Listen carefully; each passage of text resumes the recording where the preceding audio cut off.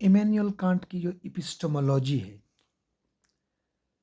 वो बड़ी यूनिक है, क्योंकि उस आदमी ने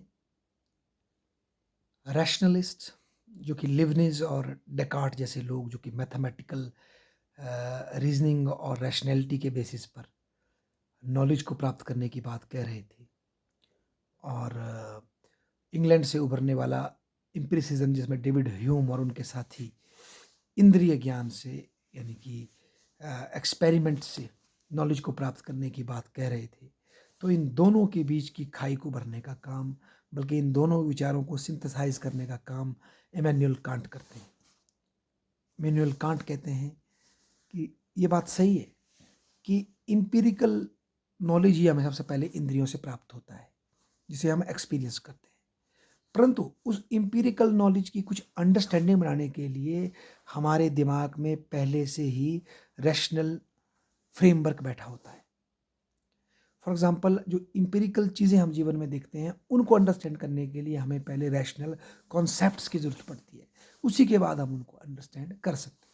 फॉर एग्जांपल, जब किसी नवजात बच्चे के हाथ में या मुंह में पानी के छींटे पड़ते हैं, तो वो पूछता है पेरेंट्स से, ये क्या है? तो पेरेंट्स कहते हैं पानी।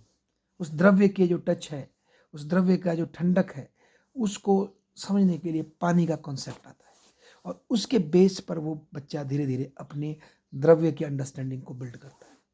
तो कॉन्सेप्ट प्री गिवन है हमारे माइंड में, और पर उसको चलाने के लिए हमें एम्पिरिकल नॉलेज की ज़रूरत पड़ती है, ऐसा कहते हैं हमारे इमैनुअल कांट। और प्लेटो से लेकर के एक प्रयास था कि हम परम ज्ञान को अपने रैशनैलिटी से, अपने तर्क से या इंद्रिय माध्यम से, बल्कि प्लेटो तो तर्क से कहेगा, हम उसको परम ज्ञान को, वस्तुओं की एग्जैक्ट फॉर्म को प्राप्त कर सकें।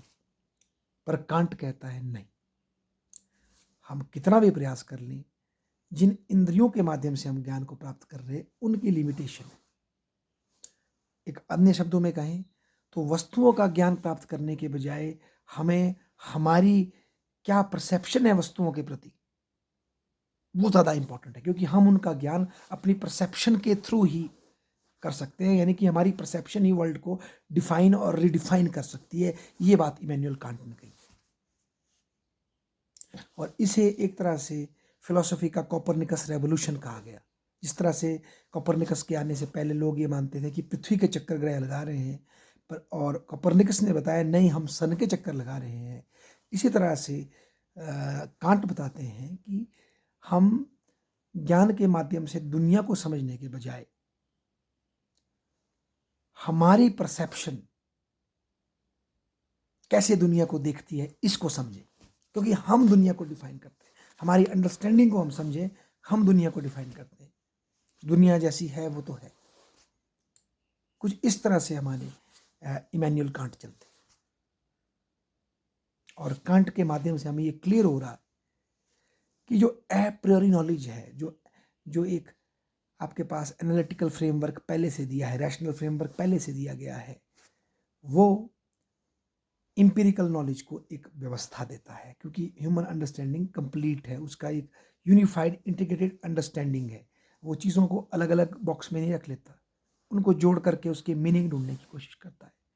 ये बात भी सच है, over the period of time ये भी साबित हुआ है, जो एप्रियो नॉलेज का जो बेसिस है, वो भी time to time science change करती है, उसको फिर से रिडिफाइन करना पड़ता है। बल्कि आज हम ये समझ गए हैं a priori knowledge as such third person कुछ नहीं है, बल्कि ये ह्यूमन लैंग्वेज में आ चुका है, लिंग्विस्टिक्स में आ चुका है। जो विटगनस्टीन कहता है कि नॉलेज के माध्यम से हम अपने ज्ञान को जोड़कर देखते हैं, तो लिंग्विस्टिक ही एक ऐसे एप्रियोरी नॉलेज को स्ट्रक्चर करता है हमारे ब्रेन में, जिससे कि हम चीज़ों को समझ सकते हैं। किसी भी साइंटिफिक इंक्वायरी को करने से पहले हमें वो लिंग्विस्टिक अंडरस्टैंडिंग नॉलेज सिस्टम, जो रैशनल सिस्टम है, वो हमारे ब्रेन में होना चाहिए, तभी हम कोगनाइज कर सकते हैं। ऐसा यही बेसिकली आगे जाकर कांट की एपिस्टेमोलॉजी की सही व्याख्या या उसको आगे ले जाती है। Thank you.